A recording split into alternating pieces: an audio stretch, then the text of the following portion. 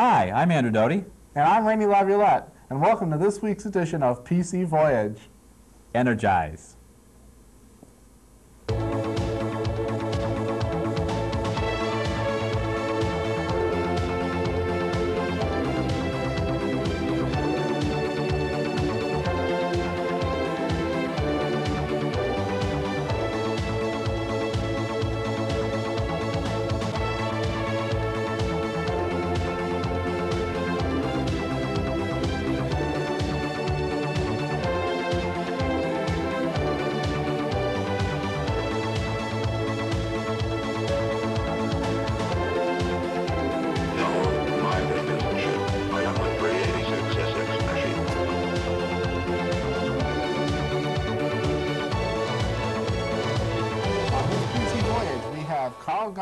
From Shop Talk Systems to demonstrate for us Liberty Basic for Windows. And we also have Keith Davis on hand with Bits and PCs. Have you ever programmed with Windows? Lots of times. Have you ever programmed? Let me ask. Lots of times, yeah, lots of times. Did you ever finish anything? No. I didn't think so. Never have the time. Never have the time. Well, Too busy. We'll talk to somebody who has finished a program right after Chip brings you the trivia question.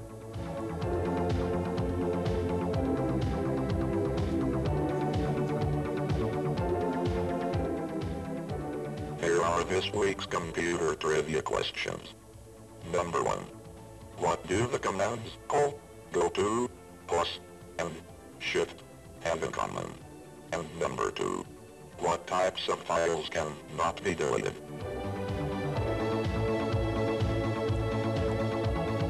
I'd like to take this time to thank Carl in advance for coming to visit us and find a little more about his product there, right, Rainey? Why, are you going to forget later? Probably. Carl, why did you create this Liberty Basic? Well, you know, a couple of years ago, I sort of gave into the Windows craze. I heard great things about it, and I said to myself, well, I'm going to go out and buy a copy of Microsoft Windows and see what it's really like. So I went out and picked up a copy and took it home and installed it on my computer, and it was euphoria for about a half an hour. It was great. It was the most incredible thing. It was nice to look at, and it was kind of fun to use. But then I realized, gee, there's not really nothing I can do with this out of the box. You know, there didn't seem to be any programming language that came with it, and that really surprised me. And then I looked around at the commercial software, and most of it was several $100s, you know, for just about any package. They were all very, very expensive. So I thought, well, maybe there's a market for an inexpensive Windows programming product. And so that's when I started developing Liberty Basic.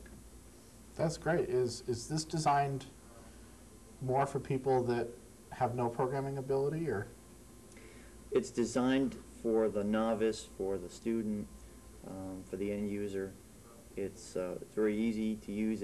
It's very similar to QBasic, which comes with MS-DOS, and it's integrated into the Windows environment. It has specific Windows commands, lets you open different kinds of windows for graphics. There's a built-in spreadsheet. You can open windows and add individual dialog box items to them and control them very easily. It's designed to be uncomplicated, and it's not really a tool for the professional, but it's very easy to use for the beginner. How long has Liberty Basic been available? About 4 months now. And what's required to use this? Well, you need Microsoft Windows 3.0 or 3.1, and you need a 286 or better with 3 meg of memory on your machine. Do they have to have a previous background in, let's say, programming in BASIC, or do you pretty much explain the commands in here? Are they very similar to other versions of BASIC in that the context is still the same, the usage is still the same, syntax? Well, I don't really have a beginner's tutorial in the manual, but you could pick up any simple book about learning BASIC, and you should be able to run most programs straight out of it, because you can write a basic program in Liberty Basic, and it doesn't have to use Windows facilities, and it can look just like any other basic program, say, that runs under GW Basic or QBasic. So the command syntax is still the same, it's It's pretty much. very similar, and even the very commands that are added, that add Windows capabilities look very much like their non-Windows commands, so. In looking through the manual, I've done a fair amount of programming in BASIC in my many months of programming. And I see that you could probably take a regular QBasic program or GW Basic program and run it through this without any problems. And then you can go ahead and add your Windows stuff in later. It's true for very many programs. Some of the QBasic stuff isn't quite compatible, but it's similar enough to the Microsoft Basic that's been around for years. Most people would be very comfortable with it. How about giving us a demonstration of Liberty Basic? Okay. All right. Now, my first consideration when designing it was that when you first ran it, everything should be right in front of you. So here we have, this is the window that you see when you first load Liberty Basic, and it has a file browser built right into it. So you can select a drive and a directory, and then you can select your basic file over here, and you can edit it down here. You can have several editors open. For example, I could open a separate editor here for this one, and then if I wanted to look at another file at the same time, I could just open another one. I can have as many of those open as memory allows, and I can run straight from inside one of these windows. Also, Programming note, call parts on 236, programming note, Bob Drago on 236. we have online help. We have context-sensitive online help, for that matter. So let's say I wanted to know what GoSub is. Well, actually, I can't do it inside that window. I have to do it from here, I'm afraid. All right.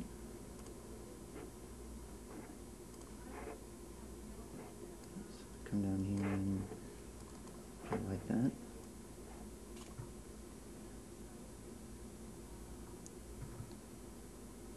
And what it will do is show me specifically where that is, and I can read the documentation on it. Is it pretty much the same documentation as is in the manual? Actually, or is it? it's almost exactly the same. So you'll have, the manual is also on the disk, and there are little snippets of code for most of the commands and statements, so you can clip most of them right out and paste them into this window over here and try running them to see what they do. Now you can run the program right from here as well, you said. Yeah, you can. You can run it from here, or you can run it from one of these separate basic editors. For example, this plots a graphical figure called a mandala, which looks sort of like a, so you could say a diamond with about 1 million faces on it when it's done plotting. I'm not sure what else to compare it to.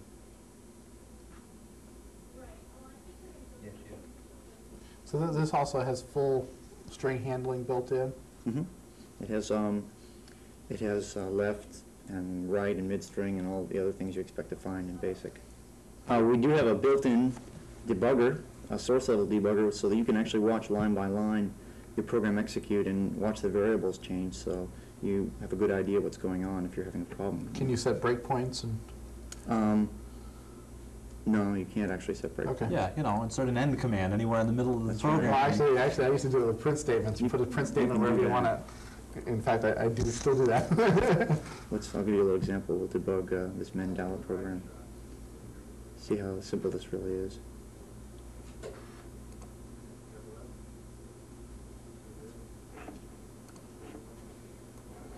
Okay, right here we have a list of the source, and up here we have a variable window, so whenever a variable's value changes, it'll be listed up here. So I can either step through a single line at a time, like this. I can walk through it, which runs a bit faster. I'll get to that in a second.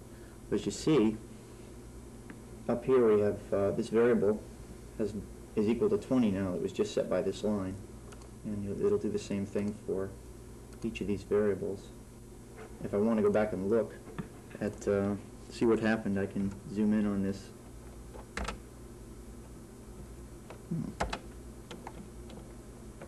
There we go. And so to get a little history, if I've got 500 variable changes, I can actually go back and look at them all in the order that they happened.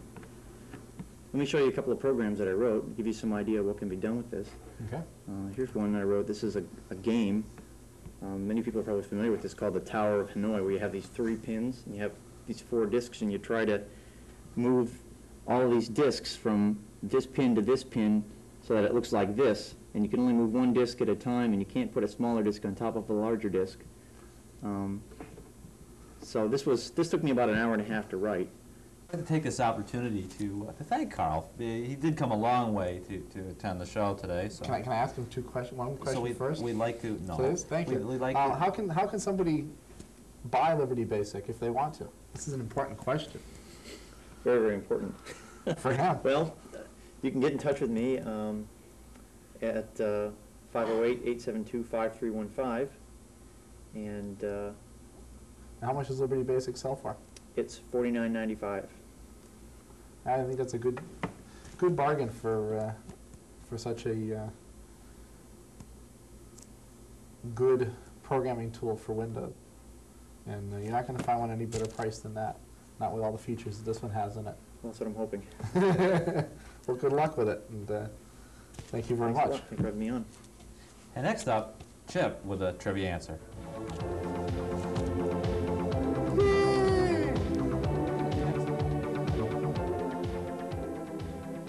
Here are this week's computer trivia answers. Number 1. The call, go to, plus, and shift commands are all fetch file commands. And number 2. A hidden or a read-only file cannot be deleted.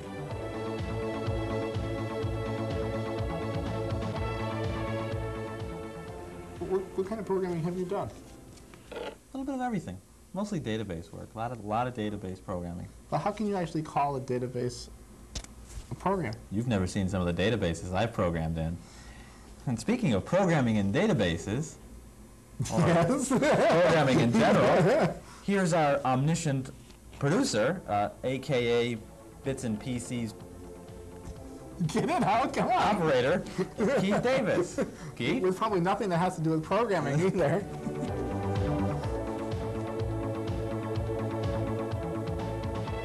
Hi, I'm Keith Davis, and welcome to Bits and PCs.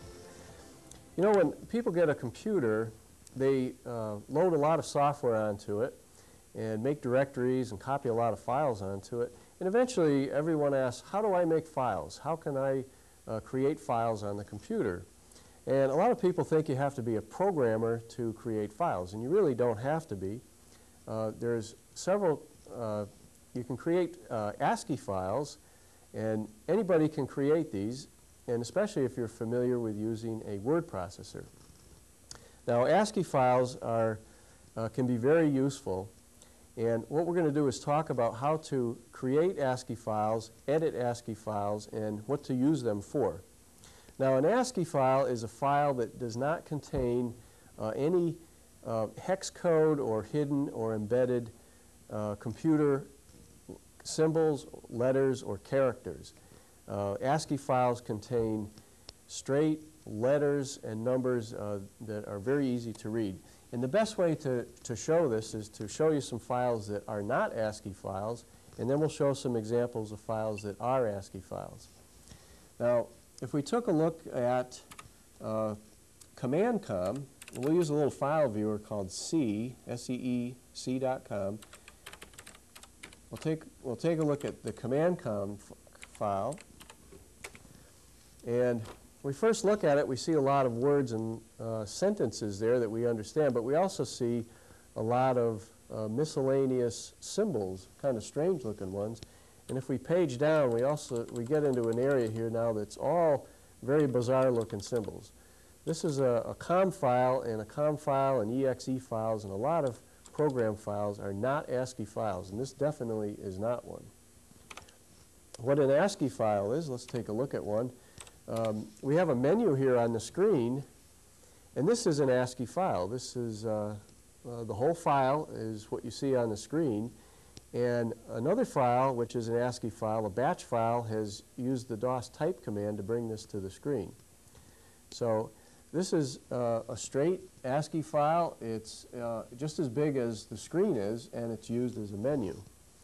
Now, we can take a look at the batch file that brings us to the screen, and this is also an ASCII file. In this case, this is a batch file called a.bat, and it runs all the software on this computer, this one batch file. But as you can see, each section, this is a section that runs PC Paintbrush, section that runs Lotus, is just a list of commands, and this is an ASCII file. And what other examples do we have of ASCII files? You might find around your desk at your home or at your office, you might have all kinds of notes and things tacked up on the wall. And one handy thing to do is take all that information and put it into a file, and put that file in your computer and set a key, like a hotkey, to display that information on the screen whenever you need it. Here are some hotkeys set for some miscellaneous notes. The Shift F3 command will show us our list of PC Voyage shows, and I refer to this occasionally.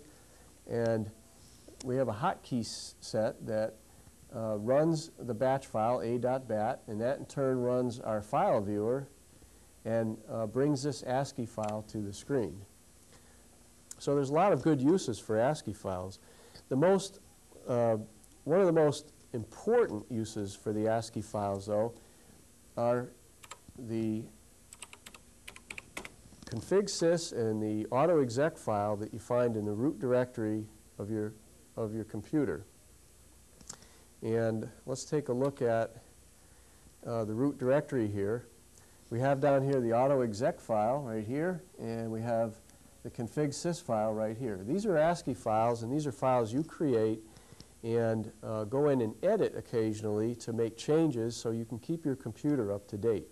And it's very important to learn how to create these files and then go in and edit them so that you can make changes as you get new hardware and new software for your computer.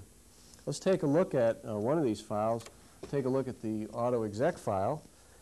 And this is very simply, we won't get into any of the details here, but it's an ASCII file. This little arrow at the end is the end of file marker, and that's about the only unusual character you see in there.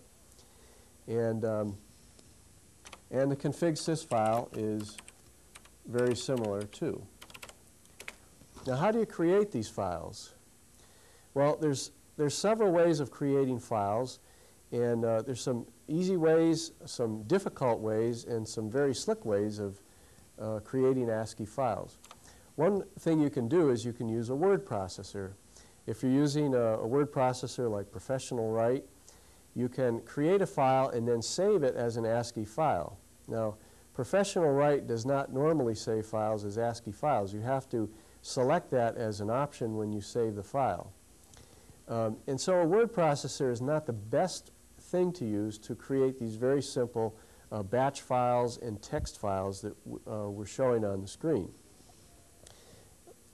Word processor is just kind of overkill for doing that. You have to go through menus to get to the part where you enter data, and you have to save it maybe in a different format. So what's another thing you can do? Well, you can use a DOS command called copy-con. And let's make a directory here, temp2, and let's change to that directory. And we can see there's no files in there at this point. And let's make a list of something, copy-con. And we're going to copy from the console being the screen and the keyboard. We're going to copy to a file, and we'll give it a name. Let's call it list1.txt. And we can put anything we want in here. Let's say we're making a grocery list, okay? And we're going to get a dozen eggs, a loaf of bread, and a quart of milk, and so on. You can keep going down and make a big list. Hit Control-Z, And we now have in the directory a file with the file name that we gave it and a file extension. You don't need a file extension when you're doing an ASCII file. It's an optional thing, but it's good to use them to define what the file is all about and what's in the file. So now if we use our file viewer, c.com, and we take a look at this file, and there it is on the screen. So we've created an ASCII file. But that's not the best way of creating files. There's an even better way, and the best way is to get what's called a full screen editor. And a full screen editor is like a mini word processor, and there's quite a few of them available. They're available through bulletin boards, at computer fairs. There's public domain and shareware full screen editors. And we have one on our system called Edit, and I'll just run that and bring it up. It's very simple. It's an editor. It allows us to just go directly into the screen and start putting data. And let's make a little batch file here. Echo off, clear screen. Let's do dir b:/p. That'll be a little batch file. This particular editor has some function keys. The F7 key allows us to give the file a name, and let's call it b.bat. And this screen editor has a nice feature. You hit the F4 key, and it saves and it exits the file out. It says missing file name. I thought we gave it a name here. And let's use the F4 key, and we exit out. And now in this directory, we have a little batch file. And if we type B, enter, we now see a directory of the B drive and all its files in there. So that's a good example of how easy a screen editor is to use and to quickly create a file. Now, if we want to edit that file, it's just a simple matter of typing edit b.bat. Type edit in the file name, and it just loads that file right up to the screen here. And we could make changes to this. Let's use the pause command, and then let's do a directory of the root directory /p, and go back out to our DOS prompt. We now have the file. It's a little bit bigger because we added some data to it, and we'll do the directory again. And now the batch file's running, and we're back at the DOS prompt. So a screen editor is really the best way to deal with ASCII files. So edit.com is the name of the editor for DOS 5.0. That's not this particular one. DOS 5.0's editor is okay. It's a little slow, and it doesn't have as many features as some of the editors you can get over your bulletin boards. It's very basic, but you should get familiar with using an editor, creating files, editing the files, so that you can, at a later date, go in and make some changes. And let's just go to the root directory, and let's use our editor to edit the config sys file. Here, can you get a good picture of that? And let's say we wanted to go in and change the size of the RAM drive we have in here. We come in here, and let's say we wanted to reduce it down to 360K in size. We just make a change very easily like that. And let's say we want to add a new device, and we got device high equals colon, and let's say we got a new mouse for our computer, and we've added a new line in the config sys file. We save and we exit the file, and we're back out at the DOS prompt. If we take a look at the config sys, we now have the changes we made in it. Over here, we made the change here, and we added this line to it here. And if you're familiar with doing the changes, it's very easy for you then to go in and edit the auto-exec, the config sys file, when you get new software. So get familiar with using a screen editor and creating and editing ASCII files. And that's it. We'll see you next time on Bits and PCs. I'm Keith Davis.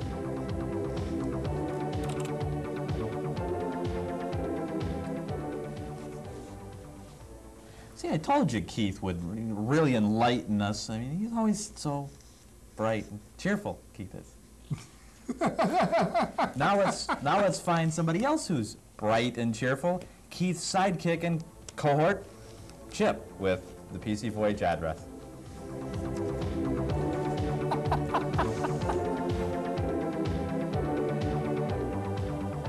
If you have any questions, or if you have any comments about the show, please write to us. Our new address is PC Voyage, P.O. Box 10486, Holyoke, Massachusetts, 01041. We appreciate hearing from you.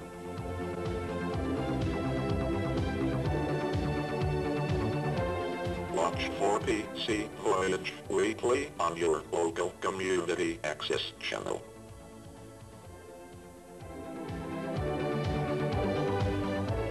One thing that I've noticed over the last several months is that there are a lot of high-powered programming languages designed just for Windows. Besides Liberty Basic, I've used Visual Basic for Windows that Microsoft puts out, and for somebody who's an experienced programmer and thinks that Basic's just for the beginner or the novice, it's really a powerful tool. Absolutely. I've been very impressed with just the kind of things you can do with it. Many things that you can do with BASIC easier and quicker than you Well, can with actually, other programming languages. Actually, as a side note, Microsoft Profit, Microsoft Money, I don't know about Publisher. What's the other inexpensive tool that they have out? Anybody? I'm at a loss. I don't know. Well, anyway, all those products were written with Visual Basic, and unless you were told that ahead of time, you wouldn't know it. So you're seeing now a lot of high-powered products come out on the market, and Borland has some as well that accomplish the same goal. They use their own they wrote in their own language. Well, it's getting to the point where you can't tell something that was done with a graphical toolkit like Visual Basic and something that was done with somebody actually sitting down and writing it line for line, code for code. So Whatever saves time. that's what we're aiming for. Whatever gets a job done. That's too. right. That's right. I'd like to thank you for watching this edition of PC Voyage. I'm Andrew Doty. And I'm Renee Laviolette. Hey, that one.